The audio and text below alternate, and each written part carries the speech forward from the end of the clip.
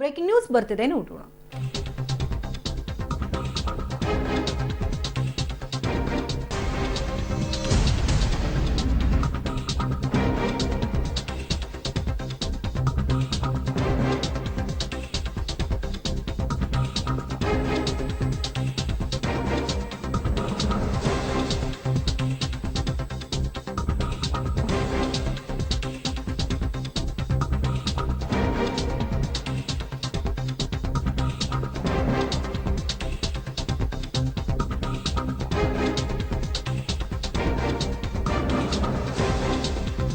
BJP ಜೊತೆಗೆ JDS ಮೈತ್ರಿ ಮಾಡಿಕೊಳ್ತಾ ಇದೆ. ಜೆಡಿಎಸ್ಗೆ ಅಧ್ಯಕ್ಷ ಸ್ಥಾನ, ಬಿಜೆಪಿಗೆ ಉಪಾಧ್ಯಕ್ಷ ಸ್ಥಾನದ ಹೊಂದಾಣಿಕೆಯನ್ನ ಮಾಡಿಕೊಳ್ಳಲಾಗ್ತಾ ಇದೆ. ಸಿದ್ದರಾಮಯ್ಯನವರ ಊರಲ್ಲೇ ಕೈಕೊಟ್ಟಿದೆ ಜೆಡಿಎಸ್. ಮೈಸೂರು ಜಿಲ್ಲಾ ಪಂಚಾಯಿತಿಯಲ್ಲಿ ಬಿಜೆಪಿ ಜೊತೆಗಿನ ಮೈತ್ರಿಯನ್ನ ಮುಂದುವರಿಸಲು ಜೆಡಿಎಸ್ ನಿರ್ಧಾರವನ್ನ ಕೈಗೊಂಡಿದೆ. ನಾಳೆ ಜಿಲ್ಲಾ ಪಂಚಾಯಿತಿ ಹಾಗೂ ಉಪಾಧ್ಯಕ್ಷ ಚುನಾವಣೆ ನಡೆಯುತ್ತೆ. ಇವತ್ತು ಜೆಡಿಎಸ್ ಬಿಜೆಪಿ ದೋಸ್ತಿ ಸದಸ್ಯರು ರೆಸಾರ್ಟ್ಗೆ ಶಿಫ್ಟ್ ಆಗ್ತಿದ್ದಾರೆ ಅನ್ನುವಂತಹ ಮಾಹಿತಿ ಲಭ್ಯ ಆಗಿದೆ. ಒಂದು ಕಡೆ ಮೈತ್ರಿ ಸರ್ಕಾರದಲ್ಲಿ ಕಾಂಗ್ರೆಸ್ ಹಾಗೂ ಜೆಡಿಎಸ್ ಸಮ್ಮಿಶ್ರ ಸರ್ಕಾರವನ್ನ ನಡೆಸಿಕೊಂಡು ತೆರಳ್ತಾ ಇದೆ. ಆದರೆ ಸಿದ್ದರಾಮಯ್ಯನವರ ತವರೂರಲ್ಲೇ ಬಿಜೆಪಿ ಜೊತೆ ಮೈತ್ರಿ ಮಾಡ್ಕೊಳ್ತಾ ಇದೆ ಜೆಡಿಎಸ್. ಇನ್ನಷ್ಟು ಡೀಟೇಲ್ಸ್ ಅನ್ನ ಕಲೆ ಹಾಕೋಣ. ದೂರವಾಣಿ ಸಂಪರ್ಕದಲ್ಲಿ ಕೆಪಿ ನಾಗರಾಜ್ ಇದ್ದಾರೆ, ಮೈಸೂರು ಪ್ರತಿನಿಧಿ.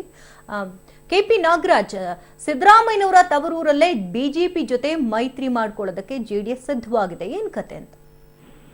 ಶಕುಂತಲಾ, ಮೈಸೂರು ಜಿಲ್ಲಾ ಪಂಚಾಯಿತಿಯಲ್ಲಿ ಈಗಾಗಲೇ 30 ತಿಂಗಳ ಕಾಲ ಜೆಡಿಎಸ್ ಮತ್ತು ಬಿಜೆಪಿಯ ಮೈತ್ರಿಯ ಅಧಿಕಾರದಲ್ಲಿದ್ದಾರೆ.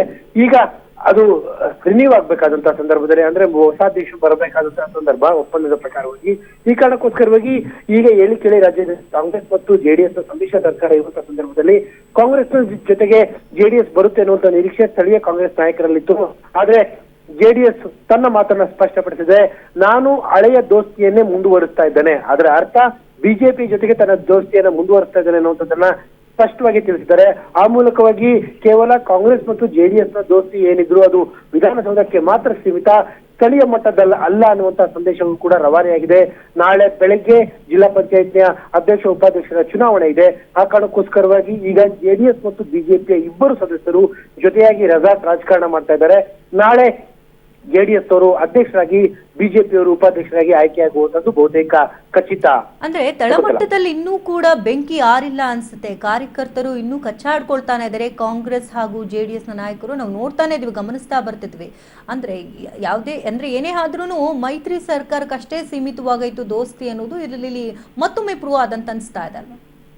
ಖಂಡಿತವಾಗ್ಲೂ ಕೂಡ ಶಕುಂತಲಾ, ಅದು ಕೇವಲ ಮೈಸೂರಿಗೆ ಮಾತ್ರ ಅಲ್ಲ, ರಾಜ್ಯದ ನಾನಾ ಭಾಗಗಳಲ್ಲೂ ಕೂಡ, ಅದರಲ್ಲೂ ಕೂಡ ಪ್ರಮುಖವಾಗಿ ಜೆಡಿಎಸ್ ನ ಬೆಲ್ಟ್ ಏನಿದೆ, ಹಳೆ ಮೈಸೂರಿನ ಬೆಲ್ಟ್ ಏನಿದೆ, ಈ ಭಾಗದಲ್ಲಿ ಜೆಡಿಎಸ್ ಮತ್ತು ಕಾಂಗ್ರೆಸ್ ನ ನಡುವೆ ಯಾವುದೇ ರೀತಿಯಾದಂತಹ ಹೊಂದಾಣಿಕೆ ಅಥವಾ ದೋಸ್ತಿಗಳು ಏರ್ಪಡಕ್ಕೆ ಚಾನ್ಸ್ ಇಲ್ಲ ಮತ್ತು ಏರ್ಪಟ್ಟು ಇಲ್ಲ.